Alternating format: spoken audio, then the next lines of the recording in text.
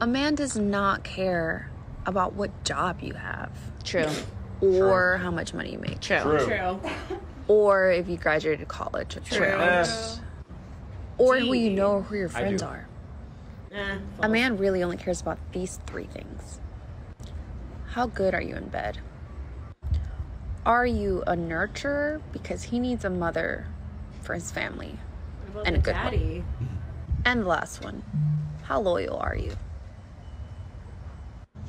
I don't understand it either, but apparently that's all they care about. Were any ladies informed or enlightened by that or did not know that? I feel like I've met a lot of women that are doctors and very successful, and they have no problem securing because men also are getting those three qualities while dating a fucking doctor, and they have like fucking all the options. Correct, but they're not dating them because they're a doctor. But they're also so beautiful and so smart. I'm sure they are. Yeah, but the guy being a doctor makes him more attractive. Her being a doctor doesn't make her more attractive. I've got dentist friends. They're not attracted to me at all. But for Christmas, I gave them my impressions on my teeth so I can get free retainers. I know, but men, if you're financially secure and have those three qualities, men will become psychopaths and stalk you and like change their identity. I think they stalk no matter what. I was gonna say, I don't think you have to have. I don't think you have to be financially secure at all. I think you just have those three qualities. Stalkers, regardless. Okay. No.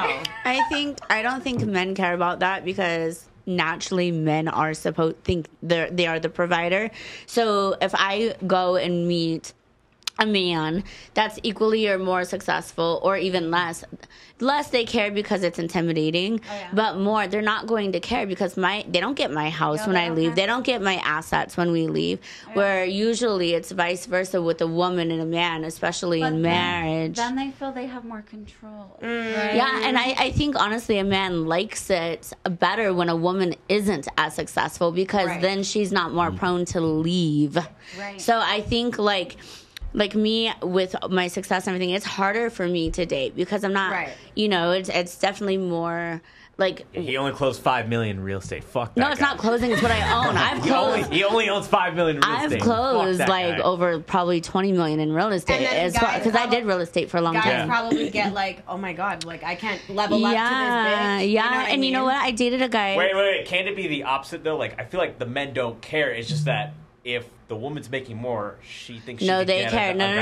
It causes huge. I've had this problem. Michael knows a lot of my exes because they can say in the beginning they don't care. They enjoy the lifestyle. My ex is driving my Lamborghini, living in my houses, this and that.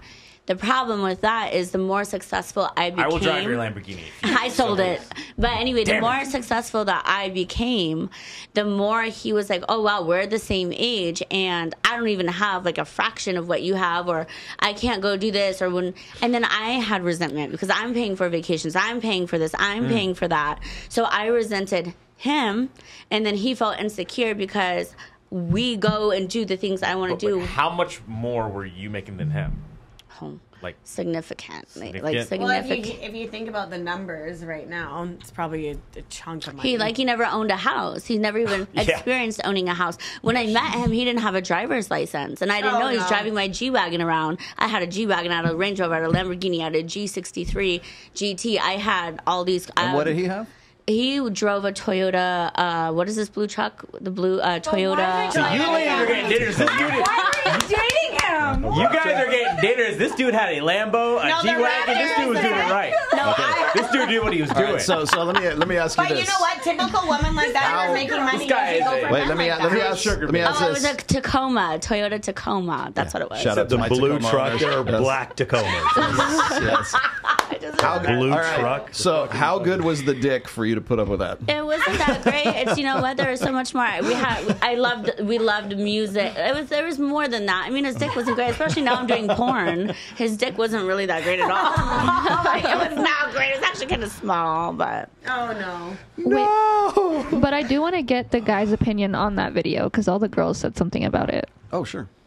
Michael. Going back to, remind me which one we were just watching. The one we watched. I was the one who set up all the About bits. The three things. The three things that Yeah, guys want. yeah, she's absolutely right. I mean, you could. So when you ask men what they want in a relationship or what they want from a woman, it's usually 3 to 5 things. And for women, they'll have a list that's like 4 pages long. For men, it's like, are you loyal? Do you pull in the same direction with us? And hers, she said, it's how good you are in bed. I've heard different things. Like, for instance, are you comfortable with us bringing women home together, or are you super jealous? I don't really know that her being good in bed is really that big. That doesn't make the top 3 for me, because a woman can learn to be good in bed with her husband. Whether the other things that we want are loyalty, those are things that a lot of times can be lost because a woman has had a lot of experience with a lot of different dudes and maybe become jaded. And often what will happen is the guy, the 5th guy she's with or the 10th guy she's with, whatever, he has to pay for the sins of the previous 9.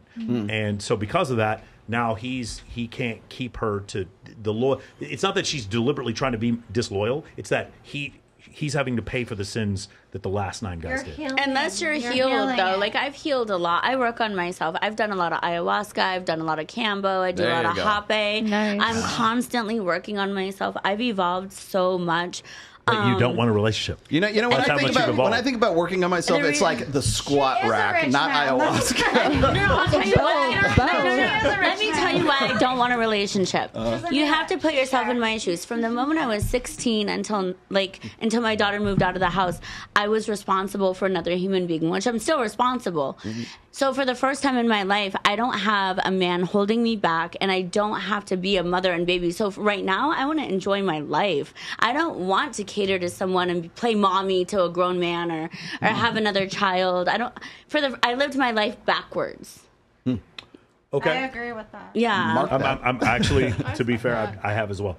Chloe, what do you think about this? No comment. Chloe, you have to say something. You're a wallflower. No comment. I'll answer your question though. As far as like the 3, I would prioritize sex as the most. If I had to prioritize them, I would say sex is probably the top of that. That you get sex. She doesn't have to do the Gluck 9000. Well, you get sex. Here's the thing. Here's the thing is like, since like, most married guys are, well, not most, like 20% of married couples are like in sexless marriages. What that means is that they get sex like less than 10 times a year. That's what psychologists define as a sexless marriage, right? Wait, what? So I've said this on like numerous different shows, and people like get shocked when I say this, but sex is the glue that holds a relationship together. It's what defines a relationship. Like, I've been married for 27 years. I love Mike. I love these guys. There's a lot of people that I love my brother. I love my daughter. I love my dogs and everything, but I only have sex with my wife. Okay. That defines my role and my relationship with my wife. Right. So that's number one. Without the sex, we're roommates. Which is why long distance relationships are not real. Yeah, exactly. They're not a real. So that's number one. Now number two. Number two be. is like definitely nurturing. That was actually definitely a high priority, but that's a long term thing. So it's like once we get past that, are we compatible? People have asked me this before. They say like, Rollo, how did you vet your wife? I didn't. I vetted myself first to say, is this somebody that I can be loyal to? Is this somebody that I'm not going to cheat on? Because when I've been in relationships before. I know me. I've seen me do it before. And the answer was yes, I can. And so once we get past that, then it's like, okay, does she have insight? That's number. I would add one thing to this list is like people ask me like all the time, like what value added? Once you get past the sex thing, what else are you looking for? Is she someone I can remain loyal to? Yes. Does she have insight? Does she know when she's like, does she check herself, right? If there's something like she oversteps a boundary or something like that, does she know well enough to apologize for that? Yes, she does. She also cares about what I like, the things that I don't even know that she picks up on.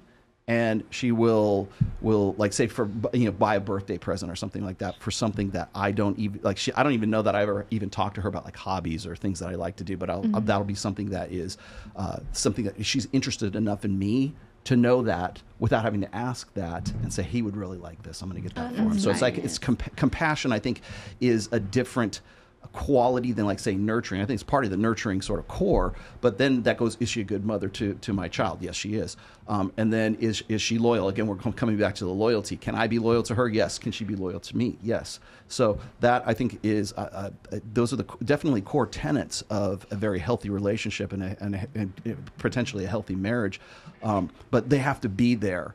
And I should also point out that all the things that she mentioned are synergistic. Okay, without the sex, there's the loyalty. Without the loyalty, there's who cares about the nurturing, right? The nurture. So they're synergistic with each other.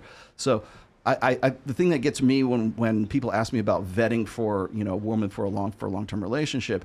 First of all, you got to ask yourself: are you going to be able to stay in this? And for a lot of guys, the answer is no, right? Because they still haven't got to the point where they could even ask those questions on the first place.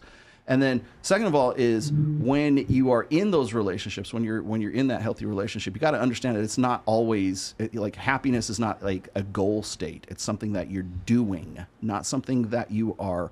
That you're trying to strive for some sort of like long-term like contentment that's going to last for that doesn't fucking exist. I asked you guys, is anybody on like SSRIs a little bit? And now, of course, that was a joke, but the thing is like we sell women this idea that they can be happy for the long term, and that like you just marry the right guy. You want to know why women like divorce men? I'll give you the reason. Divorce men at 70% of the rate because they're unhappy. They're unhappy with that guy because that guy's not providing them with this contentment that they thought they were going to get because they married a guy. Happiness is a proximate goal. It is not an ultimate goal. You are happy in doing something. You're not happy as a goal. It's like, oh, once I get my degree, once I get the man, once I get married, once I do this, then I'll be happy. No, you fucking won't. You're happy when you're in the middle of doing something that makes you happy because emotions are meant to drive us from one state to another.